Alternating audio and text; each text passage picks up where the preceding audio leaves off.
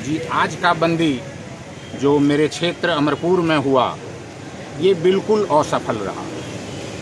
जिस कारण से बंदी कराया गया वो लोगों ने स्वीकार नहीं किया, उसे रिजेक्ट कर दिया। सारे लोगों के विचार में हुआ कि ये प्रायोजिक है, कृत्रिमता है इसमें, इसलिए इसे रिजेक्ट कर दिया गया। और सारा चीज़, चाहे दुकान हो, यातायात हो, सब यथास्थिति में रहा। और क्या कहेंगे सर, आप अमरपुर विधानसभा से संभावित प्रत्याशी हैं, क्या कहेंगे सर? आप क्षेत्र में दौरा भी कर रहे हैं, अचानक आपसे मुलाकात हो गई, क्या कहेंगे सर?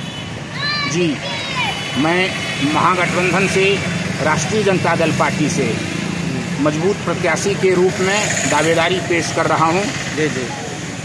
मेरा क्षेत्र भ्रमण, लोगों से मिलना, कार्यकर्ताओं का विश्वास मेरे प्रति अटूट है और मैं क्षेत्र का प्रत्याशी हूं। क्षेत्र से बाहर के लोग यहां आकर प्रतिनिधित्व कर रहे हैं। जी जी। ये इंटरनल लड़ाई है क्षेत्रीयता का और बाहरी का। मैं उसका प्रतिनिधित्व कर अमरपुर को राजनीतिक गुलामी से हटाना चाहता हूं। अमरपुर के विकास और स्वाभिमान की रक्षा के लिए मैं अपने को प्रत्याशी के रूप में लाना चाहता हूं। और ये एक ऐसा मुद्दा है क्षेत्रीयता का, सारे जन एक स्वर से चाह रहे हैं कि हमें हमारे बीच का नेता चाहिए, हमें हमारे बीच का प्रतिनिधित्व करने वाला चाहिए, जिनके पास कोई भी गरीब गुरुआ ये अपनी बात को जाके रख सके। क्या लगता है सर, क्या कमियां आपको दिखी ये विधानसभा में? आपको अमरपुर विधानसभा में क्या कमियां नज़र आ रही है? अमरपुर विधानसभा देखिए, ऐसे कृषि बहुल क्षेत्र है, यहाँ कृषकों की समस्या सबसे ज़्यादा है। जी। सिंचाई की समस्या, पानी समय पर मिलता नहीं है, पानी बह के नीचे चला जाता है। जी। कहीं जल जमाव हो जाता है, समुचित रूप में सिंचाई का व्यवस्था नहीं है। जी। सिंचाई के हो जाने के बाद फिर बीज और खाद का समस्या हो जाता है, खाद का काला बाजारी रहता है, उस पर नियंत्रण करने वाला कोई नहीं है। ये सारा चीज हो जाने के बाद जब फसल तैयार होता है तो उसके रख रखाव की व्यवस्था यहाँ नहीं है। जी जी। उसके मार्केटिंग की व्यवस्था नहीं है। जी जी। तो मुझे लगता है कि ये कृषि बहुल क्षेत्र में कृषकों की समस्या सबसे बड़ी है। जी जी। जो कृषि लोन से लोग पीड़ित है, जी, उस पर विचार कुछ नहीं कर रहा है। सारे किसान चाह रहे हैं कि उसका लोन माफी हो, लेकिन उस पर न तो कोई बोलने वाला है, न इस बात का कोई आवाज उठाने वाला है। सब लोग मेरी तरफ देख रहे हैं कि अगर आप आए तो आप चूंकि किसान का लड़का हैं, आप इसी क्षेत्र के हैं, तो आप हमारी बात को उठाइएगा। दूसरी समस्या जो मेरे नजरों में है, जो हर गांव में है, प्राथमिक विद्यालय। जी। शिक्षा के क्षेत्र में बड़ा ही टूटा जर्जर अवस्था हो गया है। विद्यालय का भवन ठीक से नहीं है, भवन है तो उसका मरम्मत नहीं हो रहा है, उसका इंफ्रास्ट्रक्चर नहीं है, उसमें टीचर नहीं है, टीचर हैं तो अनुशासन नहीं है, और इन सारी चीज़ों को देख रेख करने वाला कोई नहीं है। जी। एक विधायक के तौर पर जिसे इंटरेस्ट है हर गांव से, उसका दायित्व बनता है कि जो भी एग्जिस्टिंग इंफ्रास्ट्रक्चर है, उसी एग्जिस्टिंग इंफ्रास्ट्रक्चर में हम कैसे और सुधार कर सकते हैं। सेम स्थिति चिकित्सा का है, स्वास्थ्य में। जी, स्वास्थ्य में है। हर गांव में प्राथमिक स्वास्थ्य केंद्र है, लेकिन उसमें कोई व्यवस्था नहीं है। जो हमारा रेफरल हॉस्पिटल है, रेफरल हॉस्पिटल भी सिर्फ एक खानापूर्ति है। जी जी।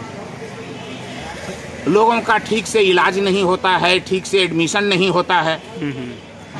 चौथी बात है कि जो जितना सरकारी योजना है, सरकारी योजना का सही मूल्यांकन करने वाला कोई नहीं है। उसका जो क्रियान्वयन है, अगर सिर्फ जितना सरकारी योजना है उतना भी क्रियान्वयन अगर करा दिया जाए तो शायद काफ़ी है, लेकिन उसी में भ्रष्टाचार का शिकार हो जाता है। किसी के पास कोई डाटा नहीं रहता है। मैं एक प्रत्याशी के रूप में आपके माध्यम से ये लोगों को बताना चाहता हूँ कि अगर मैं आऊँ तो उस पर मैं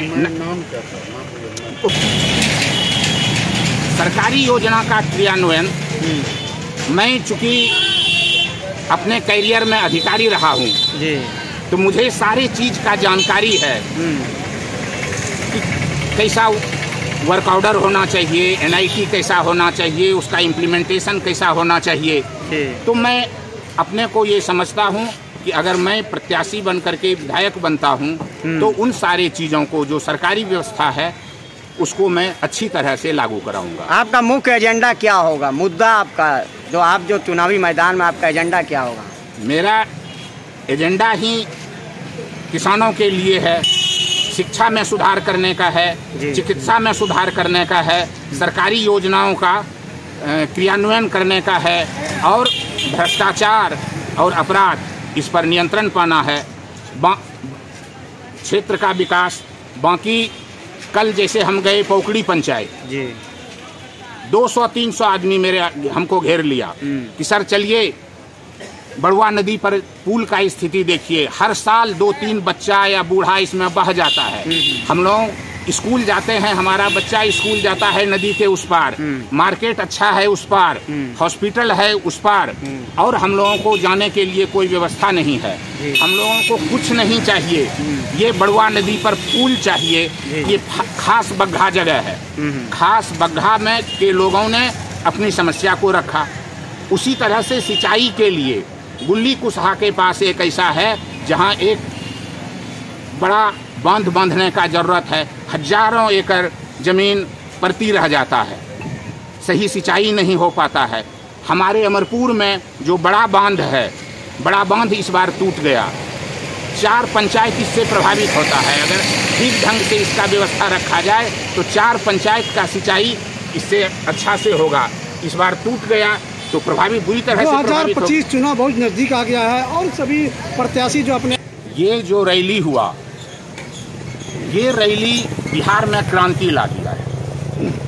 एक एक जन के लोग में महागठबंधन के प्रति विश्वास जग गया। ये महागठबंधन गरीब गुरुआ के कल्याण के लिए है, जाति से उठ के, धर्म से उठकर सारे लोगों के कल्याण के लिए है। और एक इतना अच्छा माहौल बना है कि इस बार महागठबंधन का सरकार बनेगा, तेजस्वी जी के नेतृत्व में तेजस्वी जी मुख्यमंत्री बनेंगे। आपका परिचय दे दीजिए सर। मेरा नाम सर, एक सवाल आज भागलपुर, ये हम लोगों को भी पता चला है, पत्रकार बंधु प्रजातांत्रिक ढांचे में चौथा स्तंभ है। चौथे स्तंभ पर किसी भी तरह से अत्याचार करना गुनाह के श्रेणी में आता है। मैं इसका घनघोर निंदा करता हूँ।